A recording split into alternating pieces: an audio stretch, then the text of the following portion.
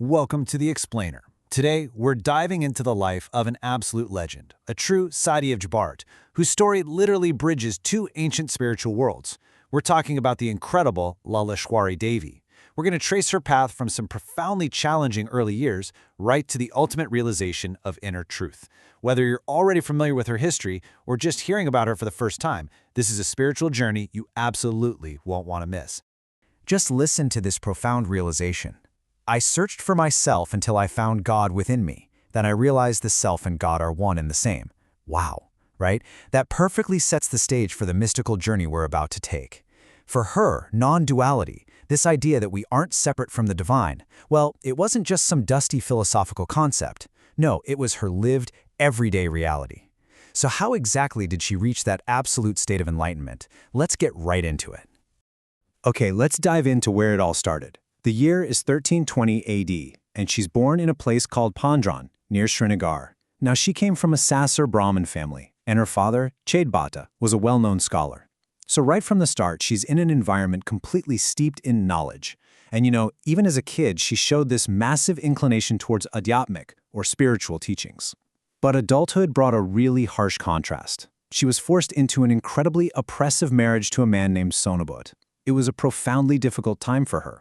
But actually, that suffering acted as the ultimate catalyst.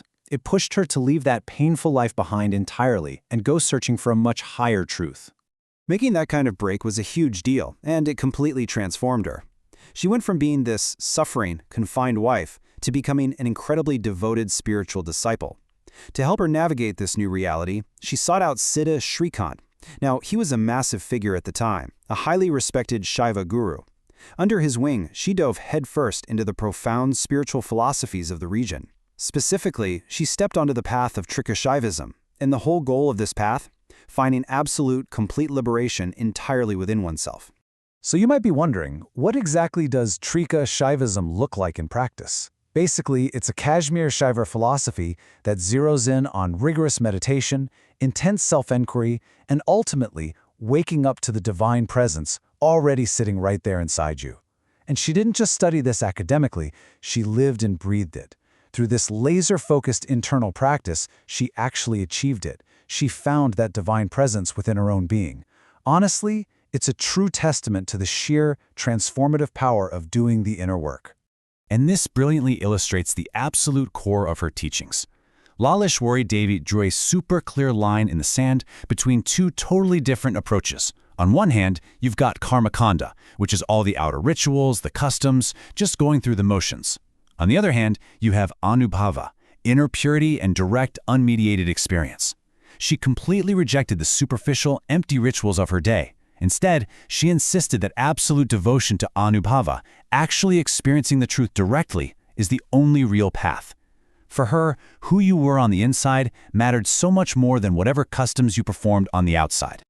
Now, the beautiful thing is, once she found this profound inner truth, she didn't just keep it to herself. She gave it back to society.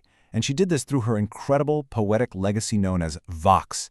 By doing so, she became the very first poetess of Kashmir, and for sure one of India's absolute earliest female mystics. She was taking these incredibly complex, high-level spiritual concepts and weaving them into poetry that literally transformed the spiritual landscape of her entire era.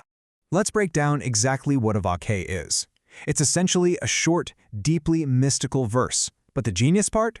She wrote them in accessible Kashmiri. She completely bypassed the exclusive, scholarly languages of the elite and brought her teachings straight to the everyday person. It's like she took the profound non-dualism of Advait and seamlessly blended it with the intense devotion of Bhakti. Driven by her own lived experience, these verses hit hard on one absolutely crucial point: the total equality of all human beings. She was spreading a massive message of universal fairness. Now, what's really interesting about this slide is how she practically applied that equality to a society that was deeply divided. Look at her words. God abides in every being, and do not divide as Hindu or Muslim.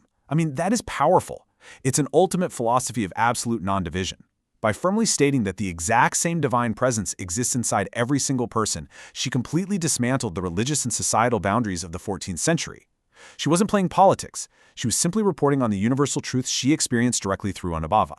So the crucial point is that her unwavering commitment to this inner truth created a legacy that completely shatters conventional borders.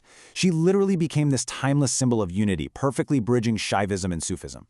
And it's amazing because today she holds this incredibly unique dual legacy. Hindus deeply revere her as Lalleshwari Devi or Lal Dead, while Muslim scholars hold her in the highest regard as the Sufi saint Lal Arifa. They see her seamlessly fitting right into their own mystical traditions. That shared reverence is just a beautiful testament to how universal her message really was. Which brings us to a final, really important thought I want to leave you with in this explainer. We've seen exactly how Lalleshwari Devi rejected all the outer noise to find genuine inner realization. So I have to ask you, does true unity begin only when we look within? Kya sachi ekta tabhi shuru hoti hai jab hum apne bhitar dekhte hain? Just think about that for a second in the context of your own life. Are we all just getting caught up in the outer rituals of our daily routines, or are we actually making the space for genuine inner purity and direct experience? Thank you so much for exploring the incredible life of Lalleshwari Devi with me today.